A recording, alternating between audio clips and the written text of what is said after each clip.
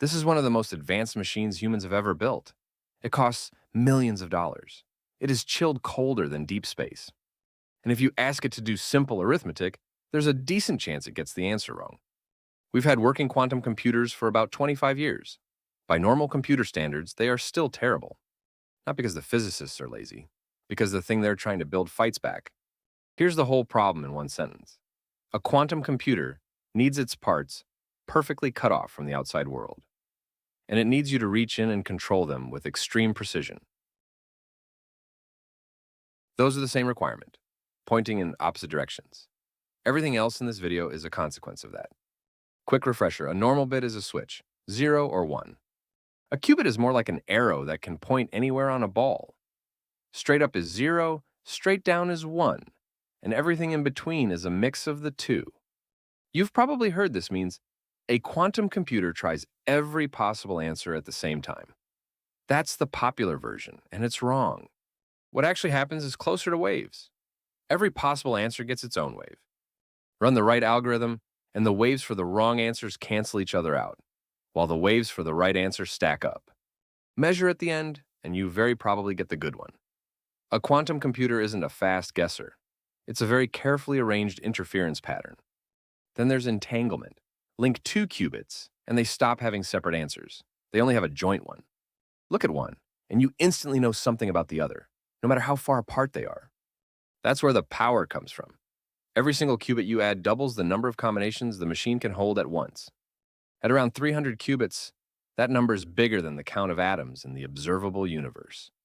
No ordinary computer catches up to that by brute force, ever. Which sounds amazing until you ask what it's actually for. Mostly simulating molecules and materials, which is genuinely revolutionary because molecules are quantum, and ordinary computers choke on them. Some search and planning problems, and eventually breaking the encryption that protects the internet. Your email, your spreadsheet, your video game, not one bit faster. So why don't we have a million of them? One word, decoherence. That delicate arrow stays delicate only as long as nothing interacts with it. The moment the outside world touches it, the mix collapses into a boring 0 or 1, and your interference pattern is gone.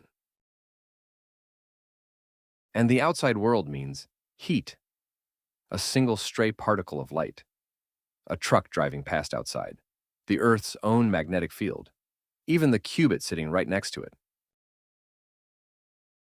How long do you get? On a good chip, a qubit holds its state for a few hundred millionths of a second.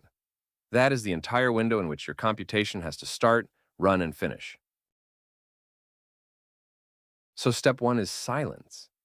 That gold chandelier you've seen in every press photo isn't the computer. It's the refrigerator. The actual chip is the fingernail-sized thing bolted to the bottom of it. Each gold plate is a colder stage than the one above it. The bottom sits about 1/100th of a degree above absolute 0, colder than the empty space between the stars.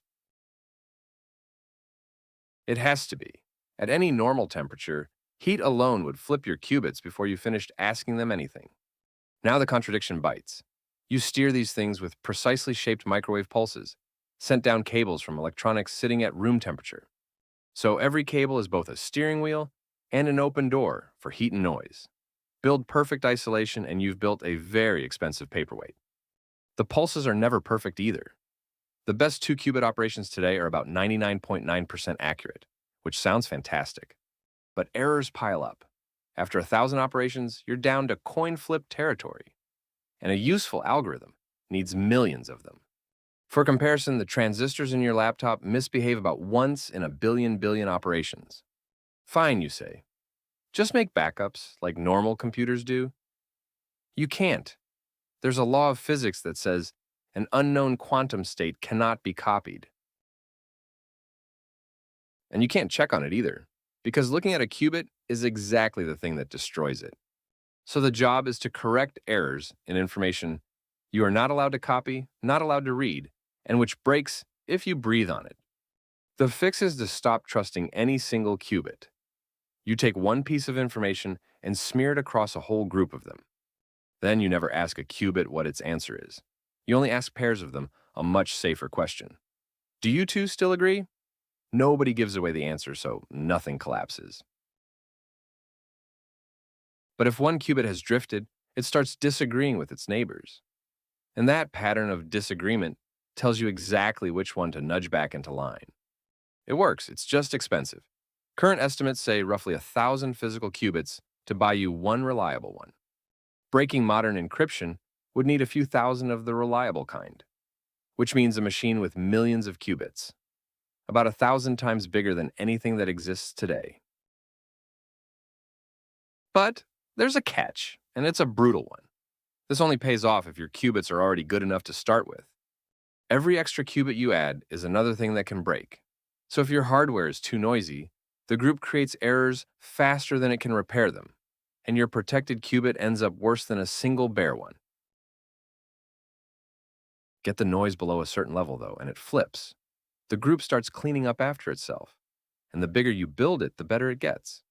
That level is called the threshold, and for 20 years, every machine on Earth sat on the wrong side of it.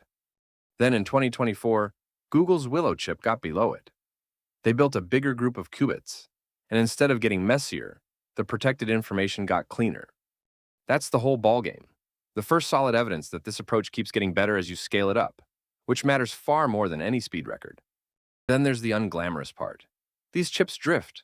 Tiny defects in the materials wander around, so a qubit that behaved perfectly on Tuesday is sulking on Wednesday. Real machines spend hours every day just recalibrating themselves, and engineers spend entire careers finding out which speck of imperfection is ruining qubit 41. And then scaling. Every qubit needs its own control lines. 100 qubits is a messy bundle of cables. 1,000,000 qubits is a bundle thicker than the refrigerator itself. All of it funneling heat straight down into the coldest place in the solar system. So teams are now building control chips that live inside the fridge, an entire second engineering problem hiding behind the first one. Worse, nobody agrees on what to build. Superconducting circuits, the ones in the gold fridge, are fast but noisy. Trapped ions, single atoms held still by laser beams, are far more accurate but much slower. And there are several other designs behind those. Each one has a different fatal flaw, and each camp is quietly convinced the others are doomed. Which is why the honest status today is spectacular physics demos, almost no useful work. Machines with a few hundred noisy qubits can beat ordinary computers at carefully chosen tasks nobody needed done. And every year, someone announces a breakthrough, and every year, a team of ordinary computer scientists writes a smarter algorithm and takes the record straight back. So, recap, 5 reasons this is hard. 1. Qubits must be perfectly left alone and perfectly controlled. Those two demands fight. 2. Touch them at all and they collapse. 3. You can't copy them and you can't read them, so error correction has to work blindfolded. 4. It takes about 1,000 mediocre qubits to make one good one. 5. Nobody's sure which kind of qubit to mass produce.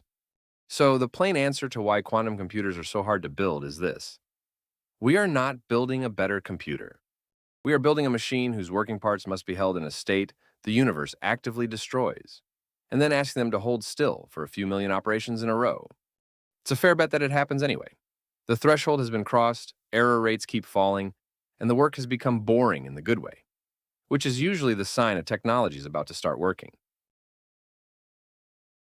And when it finally arrives, remember what it cost. The coldest, quietest, most perfectly protected box on the planet. Built at enormous expense, so that humanity can finally break its own passwords.